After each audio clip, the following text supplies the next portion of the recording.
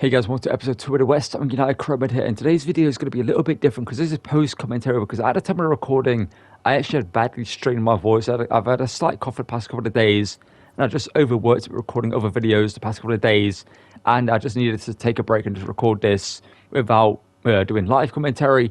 But as you can see, in today's episode, we're going to sign a bunch of great players to the team. As you can see, the shortlist has been bolstered out with players you guys suggested, like David Handscore and also Super Bandy in the team there, as well as the likes of Osimhen and Enquiries. As you'll see in today's episode, we signed Solis here from Girona to be a backup CDM. The young Colombian signed here for about 3 million from Girona here to take over in the second team, as well as Evan Ferguson signing to be a backup striker here to Nicholas Füllkrug and give competition to Mikel Antonio, who is retiring at the end of the season. And because our most expensive signing technically of a Geared, plus 13 million heading the other way, David Hansko joins us here to partner with Todibo in a back line from Feyenoord here. Joins us here, as you can see by a transfer history here. We brought in Todibo in a permanent deal. We signed Jaro Hato. We also signed David Hansko. Zuma went to Dortmund. Ferguson joined us here. Danny Ings sold Danny Ings, brought in Solis, and also loaned out a young talent in Casey to get in game time elsewhere in the series and help him develop elsewhere. But the first game into today's episode up against Fulham here, who were top of the table at the point of his play in this game. As you see by the team, they didn't really have anyone, that said top of the table. That's just a regular Fulham team, so I'm guessing they just had a great start to the season. But as you'll see by this game here, when you see our lineup here in a second, this game was a very tough one for a bunch of reasons. Fulham were just a great team. They were in form, and they showed why they were top of the table. But we also showed in this one, while we are a team that are currently in the top 5 as well. And as you'll see, we get a great start to the game. We're winnable back there and get the ball forward here into Mohamed Kudus. He then cuts inside here, beats the defender, plays it across to Nicholas Füllkrug, and Calvin Bassey, from a Rangers defender there, went to block the shot and inadvertently hit it onto the post, which I saw it hit the other post and go into the back of the net. And the worst thing for him is, I genuinely think Bert Leonard would have saved the shot from Füllkrug here. I think Leonard was going to save that and it would have stayed level here. But instead, we get a goal, and that actually went down as Füllkrug's goal, luckily for him, because the shot was on target, and that made it 1-0 here. And to see it. But as you can see, Fulham here straight away came on the attack here, played it across there to the striker Vinicius, who I thought was offside there at the time of recording this. But I think he was just about onside there by an inch when I stepped back there with Handscore. He just about got onside, as you'll see here. Just right there, he got onside. But at the time of recording, it looked like he was onside. But as you'll see here, Fulham getting the attack again here. Again, showing why they were in the top half of the table, especially in the first position. Because they were good going forward, but defensively, they weren't the best there. And I knew we could get goals against them. And Füllkrug here does well. Great centre forward play from him, doing exactly what he's meant to do in this team. Hold up play, plays it through to Paqueta. He makes it 2-1 here to West Ham. Away from him, Craig from the Cottage, a Brazilian puts us in the lead here and celebrates in emphatic style there with a backflip. You're able to see it. And Füllkrug has been incredible in the series. And by the way, if my voice is at any point in the episode where it kind of exhales and I kind of cough, that is because my voice is still recovering from the way it was kind of strained and just didn't really exist a few hours ago when I was recording this video, but it's been better since then. And I thought, I'd do a post commentary for this one, and we'll be back to live commentary for the next video. Instead of not having you guys a video today, I thought we'll just do a post commentary. I can see here, Fulham here do quite well. Sander Berge gets a defender, plays it over to Vinicius, who makes it 2-2. And my issue with this team is Areola in goal. He's not an awful goalkeeper. He's a pretty decent goalkeeper. Sorry about that again, but I just feel the fact that he's not a sweeper keeper, we miss out on him coming out and stopping some shots like, Gregor Kobel and Onana would have done, as well as also Edison in a previous series. But actually, the shot there from Kudus was saved by Leno. Had a great ball forward here into Mohamed Kudus here. Could have made it, a chance to make it 3-2 before half time and didn't do so. He puts it wide. But as you can see, we get a chance again. Bowen shoots and puts it wide there. And honestly, I couldn't believe he just missed those 2 chances back to back. Because Kudus should have scored. And Bowen definitely should have scored there to make it, put us in the lead here. As you can see, Fulham coming in the attack here before the break, but Todibo shuts them down. We get the ball forward here with Guido Rodriguez, who had a great game, a great episode in this one. He actually is quite an underrated player in this team. But the ball forward here to Füllkrug, who tries to get the shot away, but Joachim Anderson does well to defend him there. Gives away a corner here before the break.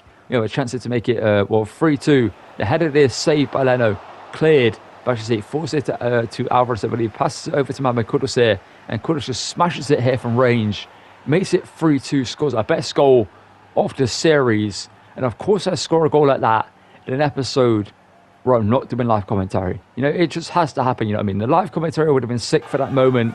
Scoring a goal like that, I would have gone mental for it and giving you guys some great commentary. But instead, you've got to pull up here with my voice recovering and also me doing post commentary. But it's where it is. It is where it is. You got to do what you got to do. And so I thought, I'm going to give you guys a video today. Going to do back-to-back uploads for the West Ham series. Try to do it as daily as possible, and not having a voice when I was going to record this video wasn't going to stop me. And you know what? Here we are. Here we are. But I can see a great defender from Todibo there. Stops him from getting a goal here. And this game at this point switched heavily in our favour here. Bowen does well here. And Fulham were just dropping so deep. And has left us so much room to just pick them apart. And could have said makes it 4-2 in this one. And Fulham, whatever reason they changed their tactics in this one to just drop deep and give us so much room in the edge of the box. What's their downfall in this one? Because they could have done well. If they kept doing what they were doing, they could have possibly done well in this game. As you can see, it's 4-2 here. And the goals don't stop here. We do get another goal in this one. I'll spoil that for you in a second here. But could have scores a hat-trick, I believe, in this one at this point. And scores our first hat-trick of the series. But we get the ball forward again here. And Fulham, as you'll see, we're just sitting deep. And that's a great ball over the top player. And a great finisher for Mohamed Kudus. I couldn't believe that goal when I scored it. That ball over the top player was incredible. And I thought Joaquin Anderson was going to get there. The Dane almost got there. But Mohamed Kudus beat into it and rifled it in the back of the net there to make it 5-2 here at Craven Cottage and put us in the lead here to beat top of the table Fulham to take the top spot for ourselves. I believe at the end of this game, we did sit top of the table. A great pass over the top there. And Kudus, that's just incredible play there from him. A great volley, a great goal.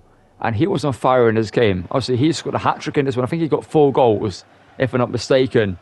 And obviously, it was just a great play all around here. But I can see later on in this one, Gil Holm came on as well as Evan Ferguson.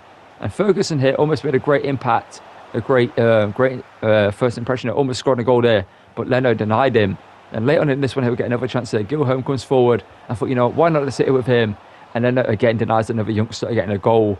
But Fulham here later on, we're trying to get a late goal, another late goal for them. But I can see some great defending, some composed playing at the back here was enough to see out the game here and give us a 5-2 win away from home at Craven Cottage.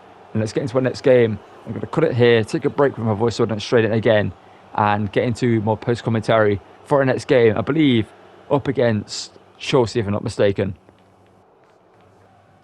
And after that 5-2 demolition of Fulham here, we took on Chelsea here at home. And I knew Chelsea were going to be a tough game. And they did end up being a tough game. You can see the team changed for this one. Mavropanos and I believe Emerson came into this game because they're tired legs for the likes of I believe Todibo or Hansko were tired. And also Jaro Hato, I believe, couldn't play for this game. But Chelsea's team here, as you can see, was a pretty good one. They had Pickford in goal, who had signed from Everton. They had a good back line, a good midfield. And other than Pickford, their team hadn't changed based on their starting 11 here. But as you'll see here, we have a pretty good start there, full crew with a header denied by Pickford, who then throws it out here. As you see, I'll just speed up the footage here in a second here and just get it a little bit faster here. Late come forward with the ball, take it all the way forward here, a little bit of patient play from Chelsea. Palmer here pulls out a little great bit of skill, great pass into Sancho, who flicks it on to Nicholas Jackson, who makes it 1-0 here. And that was just a great goal. You know, Palmer with the skill and then the flared pass. Sancho did the same, and Jackson had room in the box to get the shot away. It's poor defending as well from our team. We could have done better there. I also felt like in today's episode that the game felt differently defensively with our tactics than it did last episode. There was a gameplay patch, I believe, before I recorded this episode. So that could be the issue. I just felt like we didn't have a midfield. We didn't have any pressure going. We wasn't on them. They could just get in behind, and like I was just chasing them completely. But a good save there from Areola denies them from getting another goal there. Chelsea, as you see, were just all over us. But good defending there from Wan-Bissaka. And we play it out again here. Some great play. Again, just keeping it composed, keeping it focused on getting the ball out here. We get the ball to Kudus, who then plays it through into Fulkrug. Obviously, when I'm recording this, I can't really see that much when I'm doing post-commentary. Who holds off the defender here. Plays it back across, I believe, into Kudus here, who shoots, but it's denied. And we couldn't get the second attempt there. Unfortunately for us, we recover the ball and then get it back here. And I thought, you know what, we can win this game or at least get a point in this one. Chelsea are invincible. Ball over the top here into Füllkrug, who smashes it into the top corner to make it 1-1. That was a great finish here for Nicholas Füllkrug, who has been incredible in this series, as I mentioned. Last episode, he scored a bunch of great goals for us, and again, he does the same here. It's just a great striker to have. Obviously, he's tall, he's physical, he wins headers, he can score goals, he's got a good pass at him as well, and he's fairly decent on the ball for a tall striker. And he scores it to make it 1-1 against Chelsea here at home in the London Stadium. I was just sending the fans wild in the crowd, and me, when I scored that goal, so I was actually quite proud of that goal. When I did it, I just didn't give up on getting the goal. But Chelsea come forward again here, and I believe Emerson there, some great defending, gets the ball clear. We then flick it on, I believe, into Füllkrug again. I believe it's Füllkrug. If not, it might be Paqueta. But he plays it forward here into Mame Kudus here. He tries to beat Levi Koval, but couldn't do so. And Koval in this game was great, but a good interception there from Guido Rodriguez, who was also incredible in this episode. Gets it back into Kudus here, and Paqueta shoots, but Pickford denies him of taking the lead here. And in the second half here, Chelsea are playing it around nicely in the edge of the box there. This is where I just felt like I couldn't do anything in this episode. Like when they were just on the edge of the box, this area, just passing it around, all he had to do was that and get a chance. Luckily for us, Areola made the save there. And that again is where I feel like if we have a sweeper keeper, those chances don't happen, because obviously the striker or the attacker doesn't have that long to get the shot away, but they shoot, hit and score. And I feel like Areola let himself down in today's episode. Last episode, it was pretty good. Yeah, I felt like he was a great goalkeeper. I didn't really need to change him. I felt good with him. But I can see we make a change here. We end up putting Hanscott right back. We brought on Mats Kilman and put Mavropanos at centre back, as you can see. And Somerville came on as well. But we'll get the ball forward here. In here to Evan Ferguson, who scores here his first goal in the West Ham colours here to make it 2-2. And you have to see it here. The youngster scoring the goal here to make put us back level here. Straight off the bench, scoring Somerville again with an instant impact. Somerville is a definition of a super sub. He comes off the bench and gets a goal or an assist in the game that he plays in. Not 9 times out of 10, but most of the games he's played in, he's done well in, and also got a goal or an assist when we have used him off the bench. As we get the ball forward here again, sorry about my voice, it's still recovering. I've got a slight cough and a slight cold, but we get the ball forward with Somerville, who unfortunately took a really heavy touch there out wide, which means we couldn't get the shot away in time. Because I think if we did do, I think Somerville has a great chance of scoring there. But Chelsea come forward again here. Great defending from Mavropanos here from the Greek centre-back. He does incredible there to stop. I believe Cole Palmer from getting the shot away. But I can see here later on we get the ball over the top here to Somerville, who unfortunately let himself down there by putting that one wide. And we get a last chance here in this game here. And you find out, do we score it or do we miss it here? It's down to Kudus here, cuts inside, he shoots, but Pickford denies the Ghanaian of winning us the game here late on. A game that I think we deserve to win. Chelsea weren't that great. I don't think Chelsea deserved a point in this game, but maybe they did. I can see up against Corellis and the hit in the EFL Cup, we simmed it with the second team and picked up a 3-0 win. And then back in the Premier League, we picked up a 2-2 draw against Brentford with Paqueta and also, I believe, Füllkrug scoring for us. Yes, he did. In this one to get us a point. And up against Ipswich, the second team got a 2-0 win with Souček and Soler scoring. And our next game here was possibly the hardest game I played so far in the series. Up against Spurs. Obviously, Spurs have a pretty decent team. Their defence is pretty good. That one defender, Chario, I believe his name was. I'm not too sure who it was. I need to look that up still. I completely forgot to do so. But their attack with Werner, Brennan Johnson and Heung-min Son, it's just hard to defend with against competitive mode ultimate turned on. Obviously, ultimate competitive mode and play best obviously turned on. It's hard to defend players like Heung-min Son, Brennan Johnson and Timo Werner, because they've got the pace, they've got the decent dribbling, and they're decent at delivering some end products here. But Spurs here start to get off well at home. They get the ball forward here, play it through into Timo Werner, who for some reason doesn't shoot there. And Areola there does do well as a sweeper keeper. Obviously, Timo Werner should have scored there. He had enough time to get the shot away and didn't do so. But get the ball forward though to try and get a chance of our own here. We're just trying to size up the defence, but unfortunately for us, Edoji as well to defend is there. We'll get the ball forward here into Mame Kudus, and we're again trying to cook a team here. He skips Mickey van der Ven, leaves him for dead, and then scores it in the bottom corner to make it 1-0 here to West Ham at the Tottenham Hotspur Stadium in London. Obviously, they're another London team. And it was a great start for us in this one. Obviously, we scored. Mohamed Kudus left Mickey van der Ven of all defenders 4 dead. That's hard to do. He's a fast defender, he's a good defender, but Kudus there cooked him and made it 1-0 here. A great finish there into the bottom corner. But as you'll see here, straight from kickoff, Spurs get forward here. A step in there to strike the ball off Son, but he beats us there. And Son scores to make it 1-1. And again here, that's where I feel like if we have Kobel like we did in the Dortmund series, I don't think Son, he might still score, but it's going to be harder for him. But we play the ball forward here into Kudus here, who's denied by Mickey van der Ven. This time we get the ball low. We try to shoot from range, we get a free kick though. And I thought, you know what? Let's just have a go from this one. As you'll see here, Füllkrug stood over it. I thought about giving it to Paqueta or Jarrod Bowen, who are known for taking free kicks and set pieces for West Ham. But I thought, you know what? We'll give the striker the power and just try to smash it here and see what happens. And Füllkrug here hits it and forces a great save there from Vicario. But as you'll see here from the corner, he does the same again. Unfortunately, we don't score here, but the ball whipped in and Füllkrug heads it down and Vicario missed another great save to deny the German. And that led to the chance here for Spurs. They come forward, play it over to Heung-min Son. He makes it 2-1. And this is the moment where I kind of thought we're going to lose this game. Spurs are a good team. They've got an undeniable attacking Son, Werner and Johnson in FC. I just couldn't stop them. It's kind of bad defending for me there. But before the break here, I feel like we're going to get unlucky with this one because I'm trying to select Hansco and we step in there. Is this what I think it is, or would we get a chance here? I think this might be something different. Some good defending different to but I think it was.